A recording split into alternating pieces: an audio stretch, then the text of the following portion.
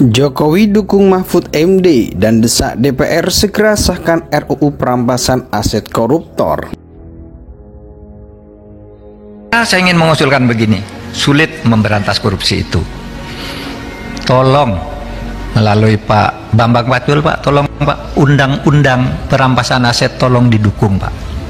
Biar kami bisa ngambil begini-begini nih, Pak. Kami mengajukan sejak tahun 2020 dan sudah disetujui di balik, tiba-tiba keluar lagi ketika akan mulai ditetapkan sebagai prioritas utama.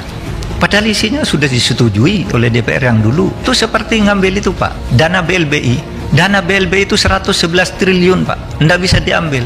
Barangnya dijaminkan ke pemerintah dengan surat tanda tangan di atas meterai, tapi sertifikatnya tidak diserahkan, lalu dijual. Kalah di pengadilan. Tapi kalau ada undang-undang perampasan aset, kita bisa tangani, Pak, itu. Kalau nasabahnya itu sampai tahu bahwa itu sudah dilaporkan ke PPATK dan ternyata uangnya itu sah-sah saja, maka sudah ditentukan bahwa baik penegak hukum maupun bank itu tidak bisa dituntut pidana dan tidak bisa digugat perdata. Ya memang begitu ya, sudah resiko, karena kok tiba-tiba rekeningnya tinggi ya nggak apa-apa lah, Pak. Kalau tiba-tiba rekeningnya tinggi tapi ternyata itu hasil warisan yang sah, ya nggak apa-apa diperiksa. Karena takutnya ada yang tiba-tiba tinggi dan memang betul-betul itu hasil kejahatan. Jadi hukum kan gitu, jadi hukum lebih banyak kepada melindungi kepentingan yang terbesar daripada kepentingan yang sekecil. Ada kalanya sudah dilaporkan ternyata tidak ada apa-apanya, ya nggak usah marah, karena kalau marah pun nggak bisa, karena sudah disebutkan tidak bisa gugat perdata maupun dituntut pidana, karena kita demi kebaikan. Tuh Pak Arteria aja nggak apa-apa kan, Bapak kalau apa memang uang Bapak banyak ya ternyata halal, ya udah nggak masalah kan, kalau haram baru ngeri. Nah, bagi saya, jika memang pikiran kita untuk melakukan pemberantasan korupsi yang serius, undang-undang perampasan aset ini adalah sebuah yang harus ada ya.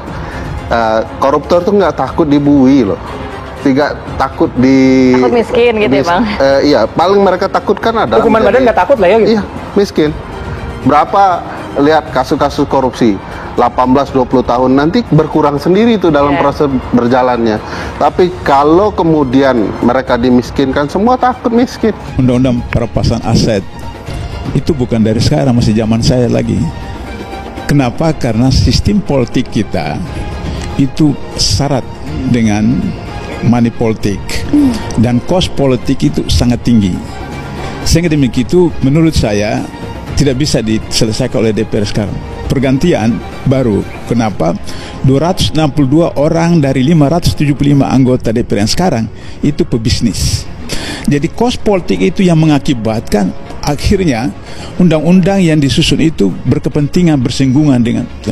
Sehingga demikian itu kalau DPR sekarang itu mengesahkan, oh saya gembira sekali.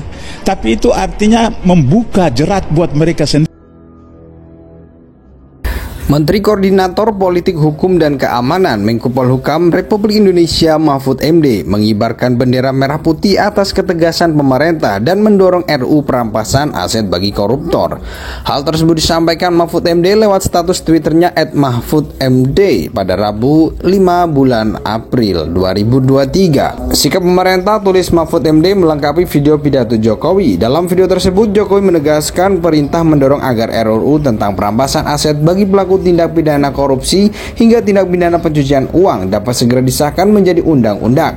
Selain itu Jokowi mendesak DPR RI untuk segera membahas soal RUU pembatasan transaksi uang kartal. Saya mendorong agar RUU tentang perampasan aset dalam tindak pidana dapat segera diundangkan dan RUU pembatasan transaksi uang kartal segera dimulai pembahasannya, ujar Jokowi. Bersamaan dengan hal tersebut Jokowi mengungkapkan pemberantasan tindak pidana korupsi menjadi salah satu aspek yang disepakati negara-negara G20. Begitu juga dengan negara-negara ASEAN untuk menindak para pelaku tindak pidana korupsi hingga TPPU. Dalam konteks hubungan antar negara, keketuaan Indonesia dalam G20 telah menyepakati bahwa agenda prioritas dalam pemberantasan korupsi akan terus dilakukan dan sebagai ketua ASEAN Indonesia akan menguatkan komitmen pemberantasan korupsi dan penegakan hukum di kawasan, ungkap Jokowi. Saya tegaskan kembali, saya tidak akan pernah memberikan toleransi sedikit pun kepada pelaku tindak pidana korupsi, tegasnya.